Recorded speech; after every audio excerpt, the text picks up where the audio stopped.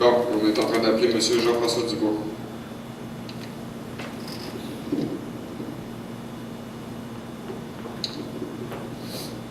Ça ne sera pas tellement long, ça sonne.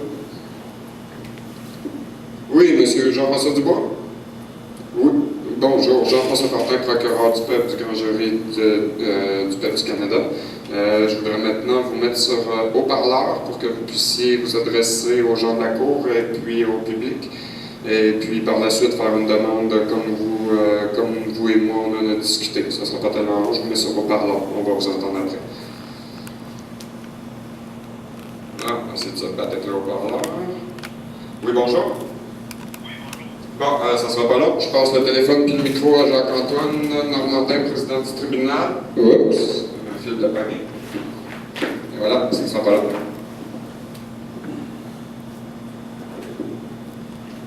Oui, Jean-François? Oui. Bon, tu m'entends bien, il faut que tu parles assez fort. On va essayer de s'ajuster. C'est bon? Oui, je t'entends quand même bien, là, oui. OK, on t'entend bien. Vous entendez bien? Oui. Vous entendez bien, oui. C'est beau. Donc, tu m'as dit que tu voulais, d'entrée de jeu, donner une explication ou faire une espèce de témoignage, si tu veux? Oui, c'est ça, rapidement. Expliquer pourquoi je veux faire partie du grand jury. Je veux y être comme procureur assistant à M. Fortin.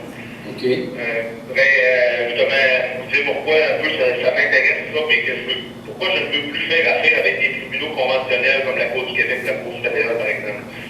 J'ai perdu énormément ma confiance que j'avais en l'administration de la justice. Première des choses, je pense qu'en janvier 2012, ils me poursuivaient au nom de sa majesté, c'était Revenu Québec.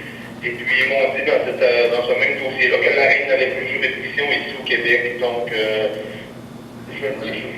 c'est assez étrange quand même qu'on poursuive les gens au nom de la reine, puis qu'on nous dise qu'il n'y a plus de reine. Donc, à partir de cette journée-là, j'ai commencé à étudier en droit. Je me considère autodidacte en droit constitutionnel. C'est sûr que j'ai appris de beaucoup de gens, des professeurs de droit, entre autres, qui m'ont enseigné. C'est sûr qu'il y a beaucoup d'aveux, il y a des refus aussi des tribunaux de date des années 95 qui fait que je manque de confiance dans les tribunaux. Là. C'est un 95, c'est un débat constitutionnel. Puis quand un tribunal, je pense qu'ils refusent de débattre de ça, c'est parce qu'ils ont des choses à cacher. Voilà. C'est pour ça que je ne veux pas faire confiance à ces tribunaux-là. Je veux me fier un peu sur le grand jury aussi pour que la cause soit connue un peu plus par le grand public. Parce que les médias, bien sûr, ils n'en parlent pas trop, ils en divulguent le moins possible. Donc c'est pour ça que je veux faire affaire avec un grand jury. Et je veux remercier aussi tous les honorables jurys qui vont donner de leur temps pour servir leur patrie, c'est très honorable.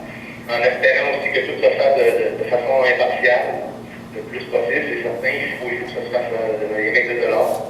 Voilà. J'ai bien conscience que les juges au Québec ont un pouvoir souverain de facto aussi, donc j'en ai des preuves et des preuves, et j'ai bien hâte de l'établir devant le grand jury et de démontrer à quel point on se fait voler, particulièrement au Québec. Écoute, Jean-François, je pense que tu es capable d'en faire la preuve sans aucun problème. On se connaît bien et à partir de là, je pense que justement le grand jury est là pour faire la différence. C'est pas le juge qui juge, c'est le jury qui juge.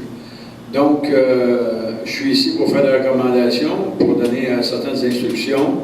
Je sais que Michel Lebrun, l'avocat, qui était mon avocat et qui pilote aussi ton dossier, est intéressé à faire partie du grand jury, dans le sens où il va venir témoigner au grand jury. Il va venir témoigner pour expliquer certaines choses et oui, ça là-dessus, il n'y a pas de problème. Et j'espère qu'il est toujours d'accord pour participer à ça. Oui, je lui avais parlé, et justement, il voudrait venir peut-être témoigner en tant qu'ex-chef de l'Union nationale à l'époque, justement, qui est le Parti mauvais souverainiste, qui avait aboli le Conseil législatif en violation de la Constitution du Canada. Voilà. C'est une chose qu'il avait pas de faire. Et c'est certain que tu m'inquiètes à l'expliquer à l'honorable. Ça va être vraiment extraordinaire. Je pense qu'on va faire un pas de géant avec le grand jury et la population va embarquer en arrière, ça c'est certain, ça. Donc, écoute, Jean-François... Je voudrais juste spécifier une dernière chose aussi aux oui. gens qui nous écoutent là. Il faut comprendre aussi que la Constitution du Canada, elle ne doit pas être remise dans les mains des juges dans les cours du Québec et cours scolaires, etc. Étant donné que la Constitution n'appartient pas au Parlement du Canada ni aux législatures des provinces, elle appartient au pays. Et c'est en elle que les citoyens de ce pays trouveront la protection des droits qu'elles peuvent prétendre. La Cour suprême elle-même l'avait déjà fait en 1951 dans un rapport. RCS 31, 1951, voilà, et ça n'a jamais été respecté. Justement, c'est pour ça, je crois qu'il faut prendre les devants, nous, le peuple, et les juger, puis que ces gens-là soient jugés par leur père. Et voilà. Donc, on va inviter Jean-François à faire sa demande officiellement, puis on va vouloir l'entendre, je crois, devant les... Voilà. Donc, tu fais ta demande officielle pour justement déposer au grand jury toutes tes demandes et ton témoin, entre autres, Michel Lebrun, qui était à la direction du Parti de l'Union nationale. Donc, est-ce que tu es d'accord, tu acceptes ça? Oui, j'accepte ça.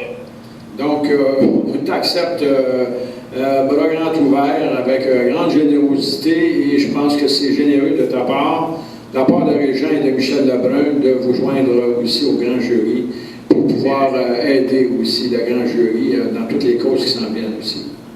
Désolé aussi pour l'absence aujourd'hui à tout le monde. J'ai travaillé. Pas d'absence? Regarde, t'es là. T'es là, il n'y a pas de problème, mais tout le monde t'entend dans la salle. Il y a le micro, ça va très très bien, il n'y a pas de problème. C'est parfait. Donc, si vous m'acceptez comme procureur, je vais être là, et ça va me faire un très grand plaisir. Ça me fait plaisir. OK, je te passe. Jean-François, on va t'attribuer un numéro de cause d'une manière privée, puis on va te leur donner dans un autre appel. Il commence à être tard pour tout le monde, ça fait 4-5 heures qu'on est ici. Là. Fait que attends-toi à recevoir un numéro de cause d'une autre façon. OK, c'est parfait. C'est bon, fait que merci beaucoup. Puis nous autres, on va terminer ici, puis tu vas pouvoir voir tout ça sur les internets très bientôt. OK, merci beaucoup. Bonne soirée. Merci à toi. Bon, on va raccrocher cette ligne-là. Merci Jean-François Dubois, merci aux autres procureurs, Paul Leblond, procureur spécial, Mme Angèle Prince, qui est Une ici petite parenthèse, Jean-François. Une parenthèse? Oui, que M. Maître Lebrun, s'il pourrait venir, ça serait bien apprécié, parce qu'il était vraiment de l'autre côté, lui, hein? Oui, OK, c'est ça que j'allais dire. Là. On a, merci Jacques, on a des agréables surprises, des fois, d'autres désagréables. Mais là, je pense qu'on vient d'en avoir une bonne. Cependant, je tiens à vous rappeler que malgré ce qui vient de se passer, que vous venez d'entendre, c'est certain que les membres du barreau, les ex-membres du barreau et les collaborateurs actuels de l'État national du Québec, de par la constitution du grand jury, sont proscrits de participation dans les postes du grand jury. Donc, aucun ici d'entre nous n'est policier, agent de l'État d'aucune façon, ou membre ou ex-membre du barreau. C'est dans la Constitution. Cependant, M. Normandin vous l'a dit au début, on vient de le réitérer, en tant que témoin, ces gens-là pourront être invités via subpoena, et s'ils ne se présentent pas, ben, on saura ce que ça veut dire. Mais je tiens à vous rappeler que le grand jury dispose d'absolument tous les pouvoirs que l'État national s'est doté, incluant les pouvoirs d'arrestation, les pouvoirs de nomination d'agents de la paix. Il n'y a rien que ces gens-là font qui n'est pas à notre portée. Donc, on va utiliser tous les pouvoirs à notre disposition. C'est certain que le grand jury n'a pas envie de punir personne si jamais donc les gens ne se présentent pas via un subpoena. Ce qui m'amène à la surprise du jour, qui sera peut-être pas agréable pour tout le monde, mais c'était à eux de ne pas faire ce qu'ils ont fait. Je vous signale, comme je viens de vous dire, que c'est un tribunal de grande instance.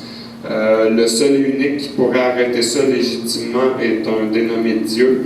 Et si Dieu veut bien se lever, se présenter pour m'arrêter immédiatement, je vais l'accepter. Autrement que ça, c'est comme le mariage. Vous les mettez immédiatement, vous vous taisez à jamais parce que vous êtes venu d'avoir une procuration signée par Dieu pour être en mesure de vous opposer au peuple. Le peuple, c'est le pouvoir suprême. Quiconque, comme un outrage envers le peuple, ou envers M. Normandin ici, un honorable membre du tribunal, ou même un de nos procureurs, ou même nos témoins, si quelqu'un s'avérait de menacer un témoin, ça peut être la même chose.